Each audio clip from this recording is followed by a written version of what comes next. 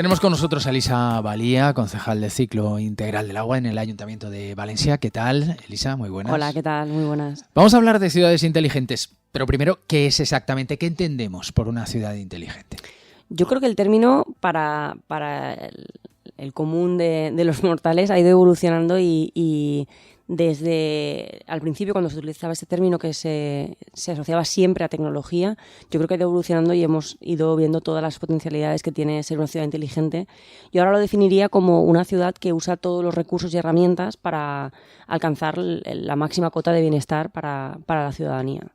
Claro, porque es verdad que tradicionalmente se hablaba de tecnología, ahora hablamos de otras cosas. Por ejemplo, ¿qué importancia tiene la transformación de las ciudades hacia espacios más verdes? Pues tiene una ventaja fundamental y es garantizar la sostenibilidad de nosotros como sociedad, tal y como la entendemos, con un bienestar como lo entendemos y con una prosperidad como la entendemos. Porque el hecho de vivir en ciudades más verdes, más respetuosas con el medio ambiente, significa reducir el impacto que tenemos en el entorno, en el medio ambiente y por tanto en el planeta. Y esto que hace un tiempo pues relativamente poca gente hablaba de esto, hoy en día yo creo que todo el mundo es consciente de que eso tiene implicaciones enormes en, por ejemplo, la disponibilidad de recursos o, por ejemplo, en el bienestar, la salud de las personas, que mueren muchísimas personas al año por culpa de la contaminación. Pues cuanto más respetuosos somos con el medio ambiente, menos contaminación hay y, por tanto, menos personas mueren por esta causa. ¿Asociamos ciudades a contaminación? ¿Son un problema para el planeta las ciudades? Bueno, concentran mucha población con muchas necesidades en poco territorio y, por tanto, yo creo que al margen de que evidentemente son unas grandes emisoras, ¿no?, de contaminación, también son los lugares donde se dan las oportunidades más grandes. Las ciudades van a concentran ya más del 70% de la población mundial y esto va en aumento y, por tanto, es la oportunidad que tenemos de hacer ciudades que realmente sean ciudades más respetuosas con el medio ambiente y que reducir el impacto tenga un beneficio y todo el mundo veamos que tiene un beneficio para nuestro día a día, para nuestra vida. Muchas veces nos quedamos en los titulares, pero vayamos un poco más allá. Hablamos de Valencia, capital verde europea para 2024. ¿Qué significa esto? ¿Qué puede significar para los ciudadanos de Valencia y en general para el ejemplo que pueda dar Valencia al mundo? Esto significa, en primer lugar, un reconocimiento a la transformación que está viviendo la ciudad. Yo destacaría proyectos como, por ejemplo, Valencia Ciudad de Plazas, que lo que busca es transformar los barrios y transformar los entornos construidos para que se vivan de una forma distinta. No tiene tanto que ver exclusivamente con cómo es la plaza, sino que la plaza, donde antes había muchos coches y era un entorno muy hostil, ahora se convierte en un sitio de encuentro donde la gente quiere estar, donde los comercios van bien porque la gente, cuando puede ir paseando, compra más, está muy demostrado. O, por ejemplo, todos los proyectos que estamos haciendo para renaturalizar la relación que tenemos como ciudad con el agua. Valencia está en el Mediterráneo, es la zona del planeta más afectada por el cambio climático y, por tanto, tenemos que ser muy conscientes de que lo que hagamos hoy lo hacemos para tener garantías de suministro en el medio y en el largo plazo. Cuando hablamos de ciudades inteligentes hablamos también de la recogida de datos y esos datos deben servir para hacernos más eficientes, para poder hacer más habitables también las ciudades. Hay una gran capacidad en este momento de recoger datos y quizá lo más difícil sea manejarlos una vez recogidos. ¿Qué se hace con toda esa información en una ciudad como Valencia? Pues Valencia es una de las ciudades que más datos recoge y que más datos tiene a disposición. Tenemos ahora, desde el área de transparencia, estamos haciendo ahora estamos llevando a cabo medidas muy decididas para que todo el mundo tenga acceso a los datos, pero sobre todo para que sepan cómo consultarlos, dónde consultarlos y qué hacer con ellos, porque sabemos que los datos son el petróleo, ¿no?, del siglo XXI prácticamente. Antes quien tenía más riqueza era quien más recursos naturales tenía y ahora quien maneja los datos, quien tiene más datos y los maneja mejor, claramente está en condición de ventaja sobre el resto de economías. También pensamos que los datos que tiene el ayuntamiento pueden ayudar a nuestro tejido productivo a tener mejor portfolio de productos y servicios.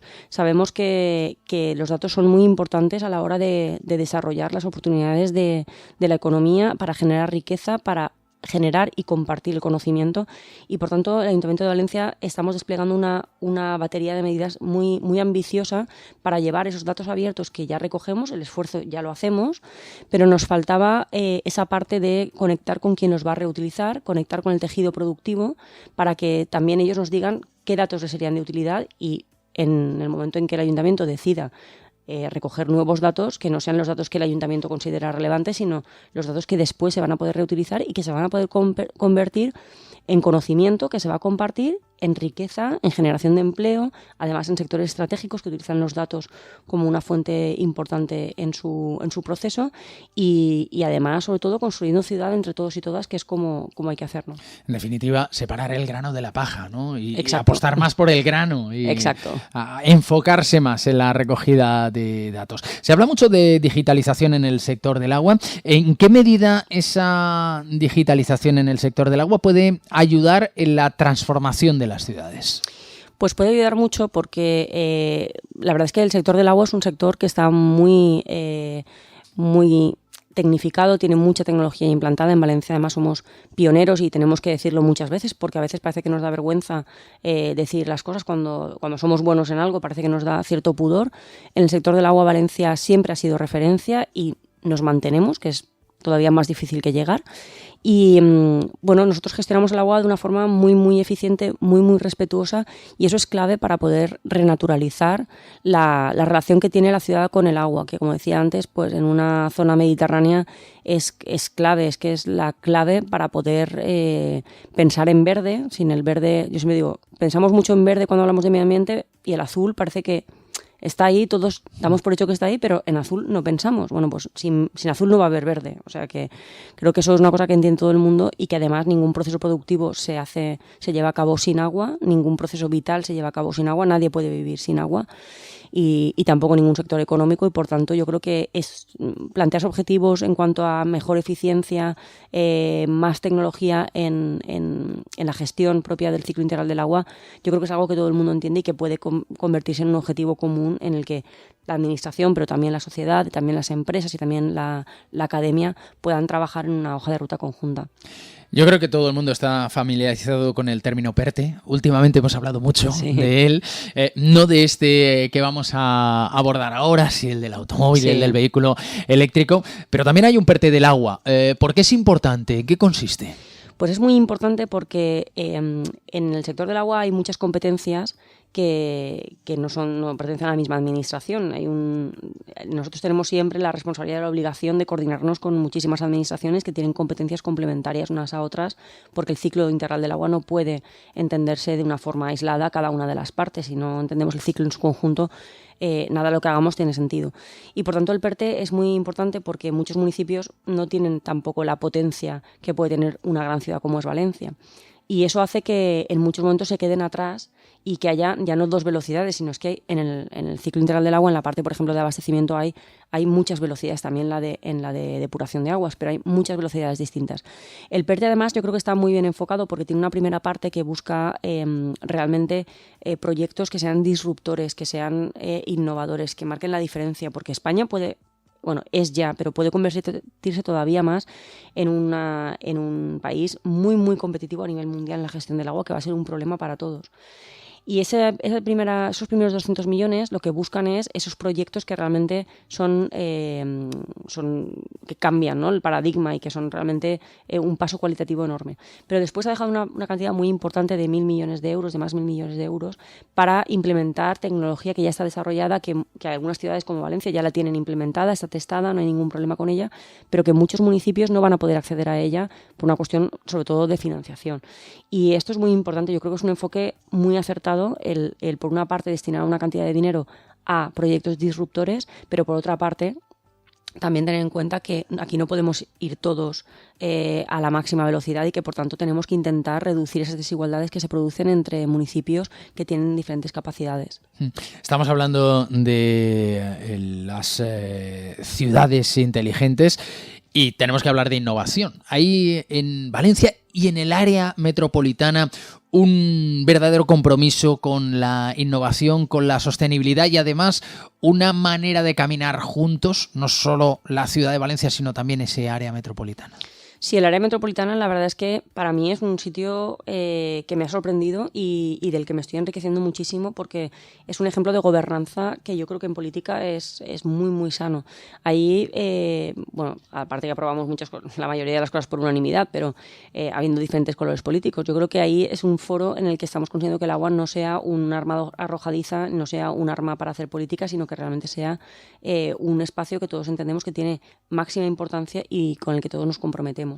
Y claro, la entidad metropolitana tiene un compromiso con la innovación desde hace mucho tiempo, y esto se ve, por ejemplo, en el Gemelo Digital, que es digamos la réplica digital de nuestra red metropolitana con la que gestionamos el agua, que es un ejemplo en todo el mundo y que recibimos visitas constantemente para ver cómo se hace, porque nos permite simular cualquier acción que vayamos a hacer en la red pública de abastecimiento de agua, simularla en un entorno digital para ver qué afecciones tiene, cuánta gente queda afectada, por cuánto tiempo, y eso te permite tomar decisiones con una tranquilidad pues la que te da que, por ejemplo, nosotros todas las intervenciones que hacemos en la red prácticamente nadie se da cuenta, y eso lo hacemos porque tenemos monitorizada la red en tiempo real, porque sabemos cómo son los patrones de consumo, porque sabemos cuándo la gente no consume agua, cuándo consume más, quién consume, y por tanto podemos hacer unas intervenciones en las que quien necesita agua la tiene y podemos intervenir prácticamente de una forma totalmente silenciosa, donde nadie se da cuenta de que estamos, por ejemplo, cortando en un momento determinado una parte de la red, porque sabemos lo que pasa en la red, ¿no? Y esto es el valor de los datos, es conocer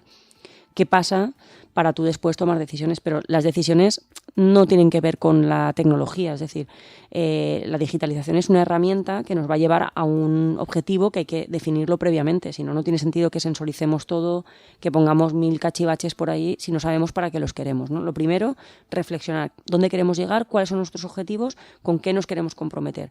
Nosotros nos queremos comprometer con una gestión muy eficiente del agua, con una gestión que nos permita decir que sabemos dónde está cada agua que inyectamos en el sistema, y a partir de ahí desplegamos una serie de herramientas, que algunas son tecnológicas y otras son de gobernanza o de gestión de otro tipo, que nos van a permitir lograr ese objetivo. Por eso tenemos una red metropolitana, por ejemplo, que tiene prácticamente el 100% de eficiencia hídrica. Esto quiere decir que no se pierde ni una gota. Hablaba usted de gobernanza. ¿Qué papel juega ante la emergencia climática esa gobernanza? Es fundamental. Yo creo que nosotros no podemos plantearnos gestionar una transformación urbana, social, una transformación energética, una transformación ecológica, al fin y al cabo, una transición ecológica, con herramientas de gobernanza de hace 30 años, porque si queremos tener una sociedad que piensa distinto, que actúa distinto, que vive distinto, que produce distinto, no podemos gobernar toda esa transformación con unas herramientas que están obsoletas para esa transformación. Y por tanto la gobernanza cobra un papel muy, muy relevante, porque si el resto de herramientas tú las tienes a disposición pero no cambias la gobernanza, tampoco vas a llegar.